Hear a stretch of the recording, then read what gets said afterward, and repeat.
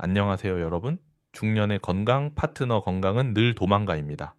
여러분, 혹시 곤히 잠든 새벽에 갑자기 종아리가 콱 꼬이면서 비명을 지르며 깨신 적 있으신가요? 마치 근육이 뒤틀리는 듯한 끔찍한 고통 때문에 다리를 부여잡고 뒹굴어 보신 경험, 중년이라면 누구나 한 번쯤은 있으실 겁니다. 흔히 쥐가 났다고 표현하는 이 증상은 의학 용어로 국소성 근육 경련이라고 하는데요. 많은 분들이 쥐가 나면 무작정 다리를 주무르거나 억지로 일어서려고 하십니다. 하지만 의사들은 절대 그렇게 하지 말라고 경고합니다.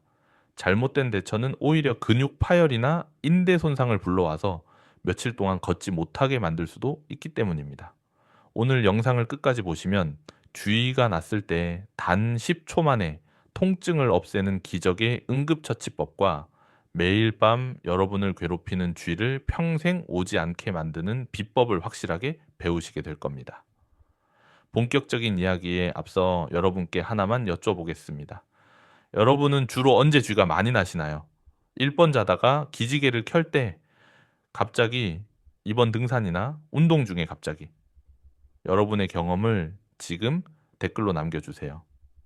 나의 증상이 혹시 큰 병의 전조 증상은 아닌지 비교해보는 시간이 되실 겁니다. 잠시만요. 본격적인 정보를 드리기 전에 혹시 아직 구독하지 않으셨다면 지금 구독 버튼 한 번만 꼭 눌러주세요. 병원비 아끼고 100세까지 팔팔하게 걷는 건강 비결을 매일매일 가장 먼저 챙겨드리겠습니다. 그럼 이제 고통스러운 다리 쥐를 잡는 5가지 핵심 비결을 시작하겠습니다. 첫 번째 이야기입니다. 쥐가 났을 때 절대 주무르지 마시고 이 동작 하나만 기억하세요. 바로 발가락을 내 몸 쪽으로 당기는 것입니다. 많은 분들이 당황해서 뭉친 종아리 근육을 손으로 팍팍 치거나 세게 주무르시는데 이는 불난집에 부채질을 하는 격입니다. 이미 수축되어 딱딱해진 근육을 억지로 누르면 근육 섬유가 찢어질 수 있습니다. 서울에 사시는 63세 박영수 씨의 사례를 들어볼까요? 박 씨는 자다가 종아리에 쥐가 나서 너무 아픈 나머지 주먹으로 종아리를 마구 때리고 주물렀습니다.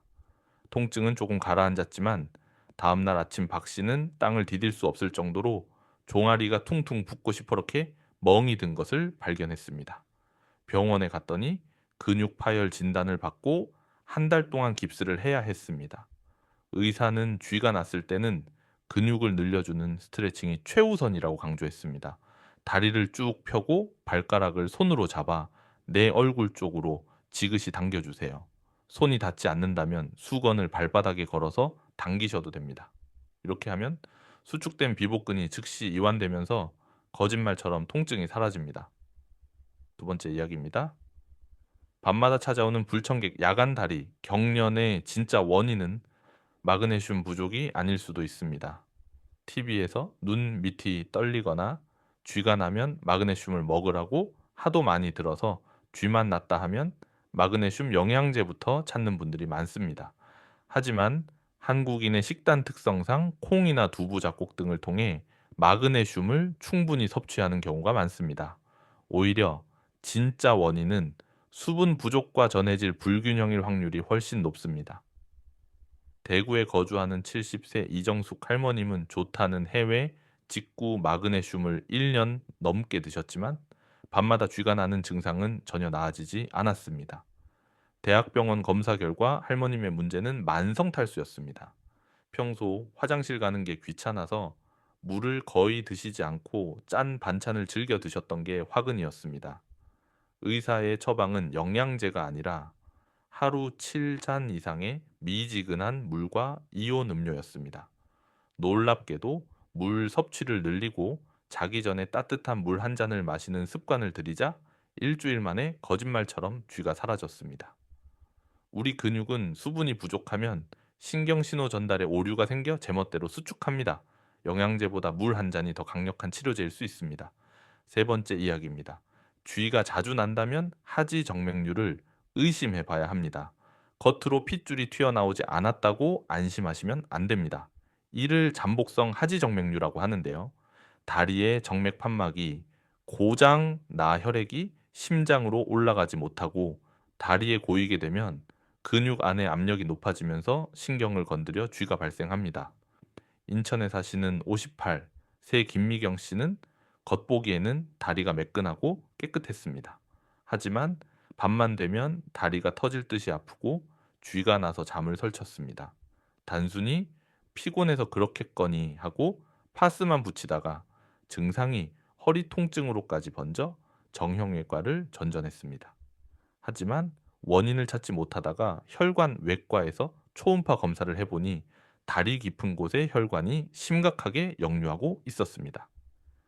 김 씨는 간단한 시술을 받고 나서야 10년 묵은쥐 고통에서 해방되었습니다. 만약 일주일에 3회 이상 쥐가 나거나 다리가 무겁고 붓는 증상이 동반된다면 이건 단순한 근육 문제가 아니라 혈관이 보내는 구조 신호일 수 있으니 반드시 혈관 초음파를 받아보셔야 합니다. 네 번째 이야기입니다. 쥐를 예방하는 최고의 천연 근육 이완제는 바로 바나나와 따뜻한 우유입니다. 자기 전에 약을 먹기는 부담스럽고 쥐는 걱정되신다면 이 두 가지를 기억하세요. 바나나에는 칼륨이 풍부해서 신경 기능을 조절해주고 근육의 긴장을 풀어주는 효과가 탁월합니다. 우유 속의 칼슘 역시 근육의 수축과 이완을 돕는 필수 영양소입니다. 경기도 광주에 사시는 65세 최철민 씨는 매일 밤 침대에 머리맡에 바늘이나 핀을 두고 주무셨습니다. 쥐가 나면 피를 내야 풀린다는 속설 때문이었습니다. 하지만 이는 감염 위험만 높일 뿐 근본적인 해결책이 아니었습니다. 지인의 추천으로 최 씨는 저녁 식사 후 잘 익은 바나나 한 개와 따뜻하게 든 우유 반 잔을 드시기 시작했습니다. 그리고 잠들기 전 가벼운 종아리 마사지를 병행했습니다. 그 결과 새벽마다 비명을 지르며 깨던 일이 사라졌고 아침에 일어날 때 다리가 한결 가벼워지는 것을 경험했습니다. 비싼 영양제보다 마트에서 쉽게 살 수 있는 바나나와 우유가 여러분의 꿀잠을 지켜줄 수 있습니다. 다섯 번째 이야기입니다. 다리 혈액, 순환을 돕는 생활 속 작은 습관, 바로 족욕과 발목 펌프 운동입니다. 쥐가 잘 나는 분들의 공통점은 하체가 차갑고 혈액 순환이 잘 안 된다는 것입니다.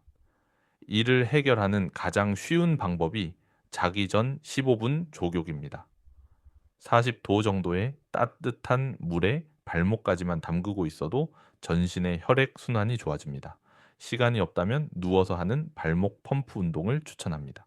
발목 아래에 도톰한 베개나 쿠션을 받치고 누운 상태에서 발목을 위아래로 까딱까딱 움직여주는 것입니다. 종아리 근육이 펌프질을 하면서 고여있던 혈액을 심장으로 올려보냅니다. 부산에 사시는 72, 새 강명수 할아버지는 무릎 관절이 안 좋아 걷기, 운동이 힘들자 다리 근육이 빠지면서 쥐가 더 자주 났습니다.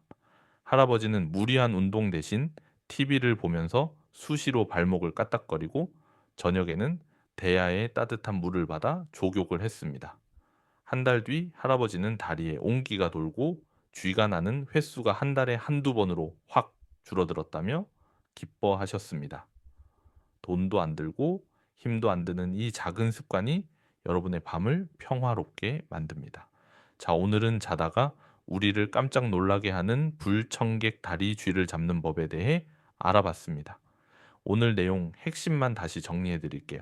첫째, 쥐가 나면 주무르지 말고 발가락을 몸 쪽으로 당겨라. 둘째, 마그네슘만 찾지 말고 물을 충분히 마셔라. 셋째, 쥐가 자주 나면 속으로 곱는 하지 정맥류를 의심하라. 넷째, 바나나와 우유로 천연 미네랄을 보충하라. 다섯째, 자기 전 족욕과 발목 운동으로 혈액 순환을 돕자. 이 다섯 가지만 기억하셔도 오늘 밤부터는 두 다리 뻗고 푹 주무실 수 있을 겁니다. 아까 처음에 쥐가 언제 나냐고 여쭤봤었죠. 만약 운동할 때가 아니라 자다가 쥐가 자주 난다고 댓글 다신 분들이라면 오늘 말씀드린 하지정맥류나 수분 부족일 가능성이 높으니 오늘부터 꼭 물 한 잔 드시고 주무시길 바랍니다.